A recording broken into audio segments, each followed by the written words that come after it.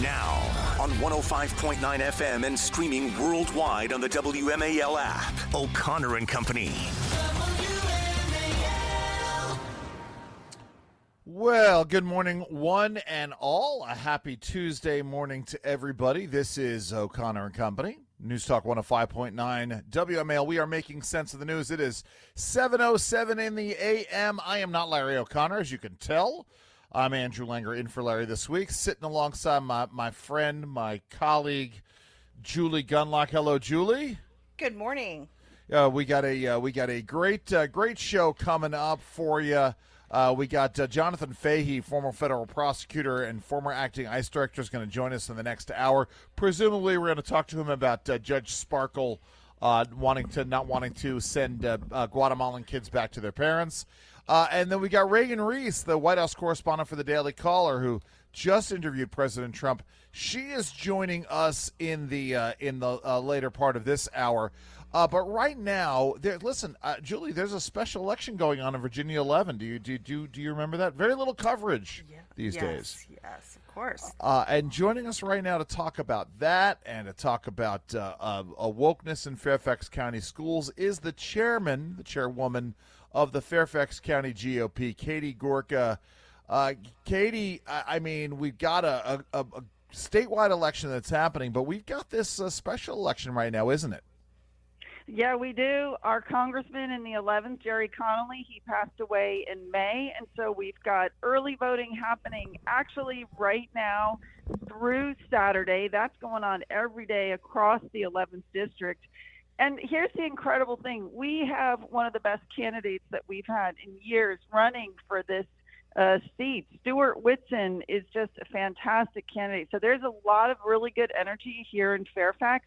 People need to get out and vote early. And then the final day of voting is next Tuesday, September 9th. But early voting's going on now. We really want people to get out and vote early. And sorry, go ahead, Julie. Well, I was just going to say, Katie, give us a quick sort of summary of this race. Walkinshaw is running against Stuart Whitson. Stuart Whitson, again, is the Republican. Tell us about Walkinshaw. Wasn't he a staffer for Connolly? Yes, he is typical of Democrats. He is a career politician. He was anointed by Connolly before he passed away, which upset a lot of the Democrats, right? Yeah. That they didn't have a voice in who was going to represent them. But, look, Julie, it really comes down to the same choice that we see so many places. It's the Democrats with their tax and spend, anti-law enforcement, woke policies, right? Right. Versus Whitson, on the other hand, who was military, served in the Army, served in the FBI, and has really been a hardcore fighter for lowering taxes, getting spending under control. So it's, to me, it's a really stark choice and a really clear choice. And Katie, my God, what's going on in Fairfax in the schools with this school officials allegedly helping students get abortions, and Stuart Whitson has come out and said he is so firmly for parents. I mean, at this time, Virginians need to elect people who are who say they are pro-parent. They're on the side of the parents, particularly in this district.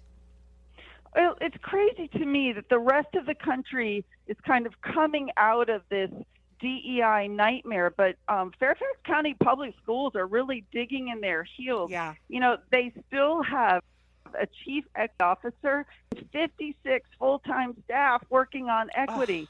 Oh. I know. If you could take that money, you could actually have 125 new teachers rather than the staff. And they're also fighting the Trump administration. And they're going to probably lose $165 million in federal funding because they insist on allowing boys in girls' bathrooms.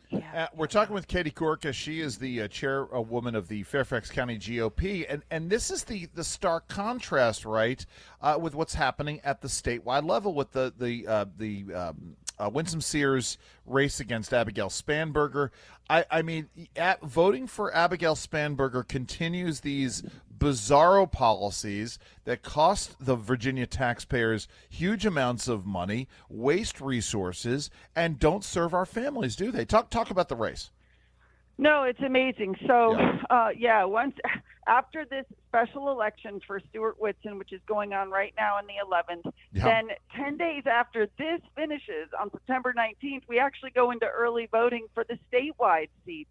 And again, it's incredible. I mean, I think honestly, Glenn Youngkin has done such an incredible job, especially turning around the Virginia economy. We were like last but four in terms of growth and the economy when he came in. He's made Virginia the number one state for businesses, and that translates into jobs. And again, like, I just don't understand how there's even any dilemma at all about who to vote for. So we've got this super important statewide with Winsome Sears. And what's really exciting is seeing the numbers. I'm sure you've been seeing what's coming out with the polling, where she's just climbing. And I think I will tell you my experience is, I talk to a lot of first-generation Americans, because we have a lot in Fairfax. They're the ones that are waking up to this, and they are saying these Democrat policies are hurting us. They're the ones who are flipping in big numbers. And I think people are up for a big shocker when they see what happens in Fairfax and when they see what happens statewide. Well, and let's talk about the shot in the arm that Winsome Sears got in this last week, just at the right time. The big donation from the BET founder in the wake of Democratic racism and a racist action last week. I mean, now is the right time for all of this to be taking place. This is a good year for this, isn't it? Well, yeah, and what I think is so interesting is the way the Democrats are just digging in, and they're so tone deaf. The fact that the reason that big donation, $500,000 from a traditional Democrat voter went to Winsome, because a woman had a blatantly racist sign against Winsome. And it's like, all these things that they're doing and saying, they think they're impervious. They think that, they can just dig in on their radical policies and it's not going to hurt them. But we're seeing it not only in Virginia, but nationwide. Stories about how Democrat donations are way down, how they lost millions of voters in new registrations between 20 and 24. Like, all the signs are there that they're in decline, but they won't change their direction. They're just digging in. Katie, you've highlighted the unreasonableness of the Democrats. They're absolutely radical in the Fairfax area. But if you could just take this last few minutes to talk about Stuart Whitson personally. You've spent time with him.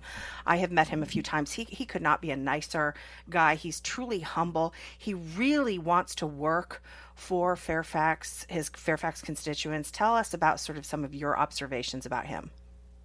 Yeah, thanks, Julie, because he is such a good guy. He's a patriot. He's really committed to this country. I mean, the fact that he served in the Army and in the FBI, and he is just so unbelievably hardworking. He's been out every day across the county. And what I love about him, too, is that he's actually been working in Congress, because he's been part of a think tank. So he's been providing a lot of testimony on the Hill, which I think is also a big part of what makes him such a strong candidate. Yeah. He knows what the policies are. He understands how to make those arguments. So you couldn't ask for a more well-rounded, and that he's a dad. He's got 5 kids, both in public and private schools. Yep. So he really gets the education piece.